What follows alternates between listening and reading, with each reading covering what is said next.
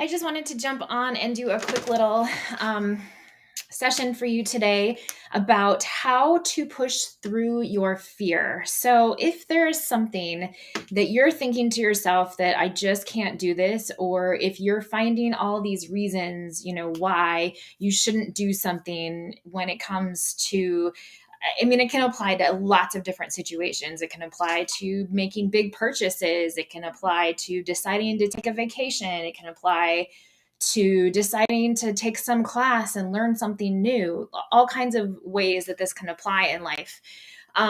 If you find yourself, making excuses and coming up with reasons, it's probably fear, right? You might already know it's fear, but if you don't know it's fear, that can, those are kind of keys that can happen.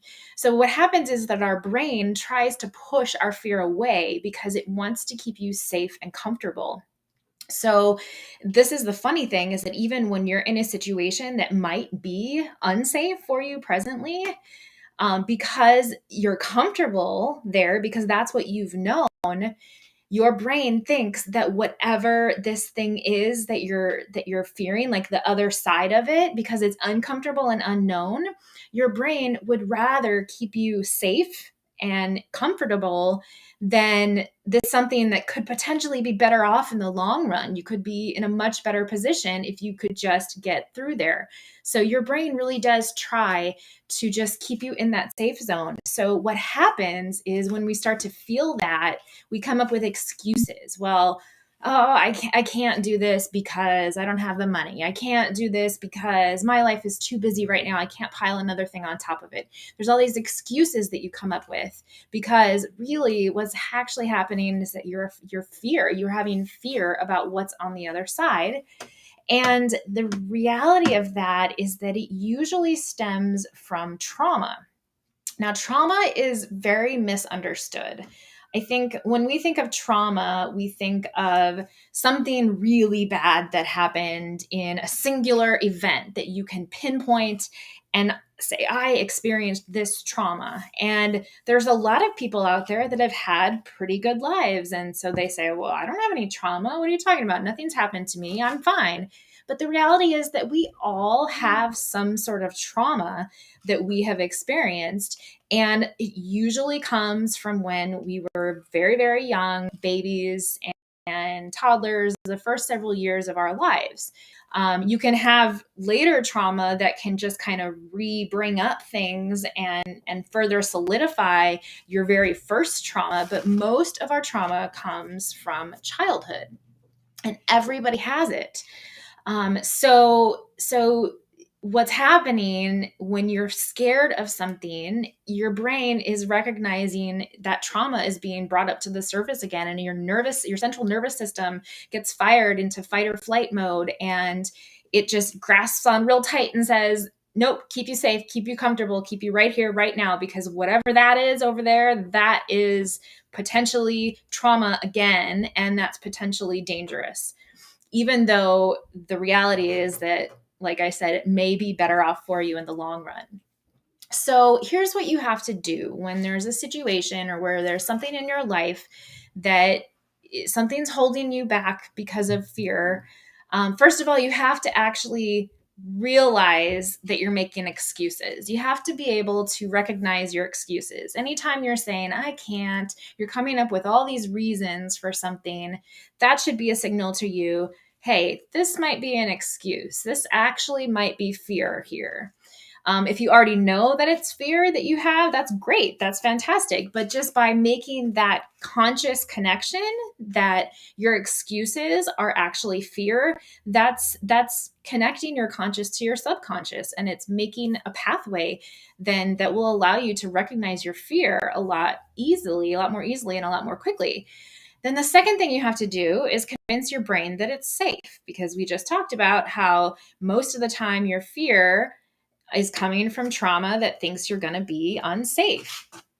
And so here's how this plays out for me. I recently actually kind of unveiled another level of some of my trauma. My dad died when I was 13 years old, and that definitely was a traumatic experience.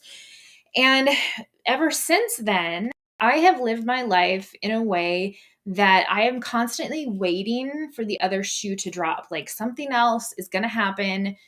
What's the next bad thing that's going to happen? And so my nervous system is always in this freeze mode where it's just waiting. Like, okay, don't get too excited because this shoe is going to drop. And things are actually pretty good in my life right now.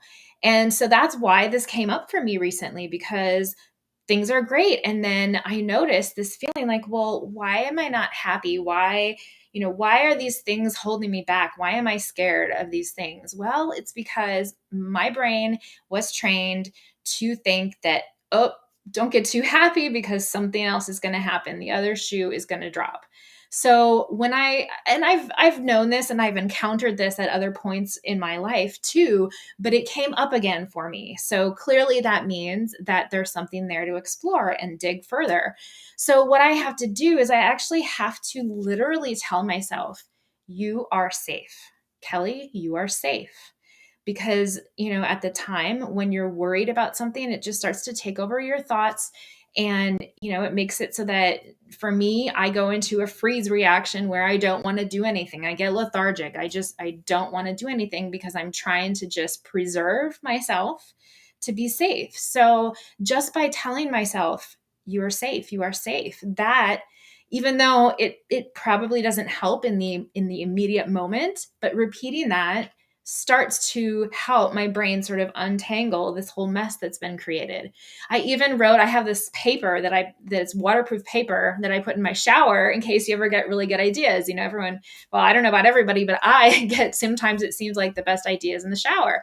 So I even wrote on that paper, you are safe. The next shoe is not going to drop. Because I don't want to sabotage what's going on in my life right now.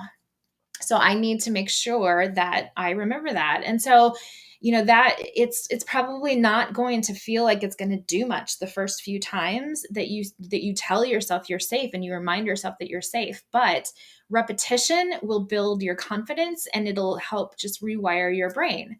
So, the reason I'm talking about this is because I've talked to people who are maybe interested in joining the program that I'm doing about changing your life, reclaiming your passion, and building confidence. But a lot of people that I encounter have all kinds of excuses of why they don't want to join.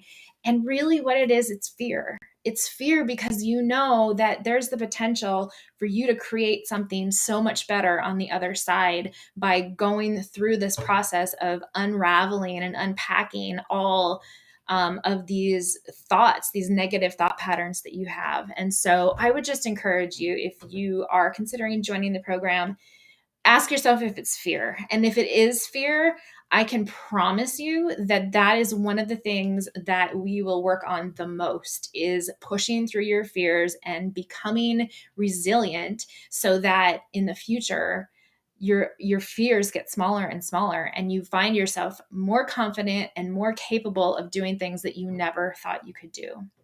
So tomorrow is the last day to be able to register. So if you are considering it, please send me a message or let's jump on a call and talk about it. And I would love to help you talk through any of the fears that you may have.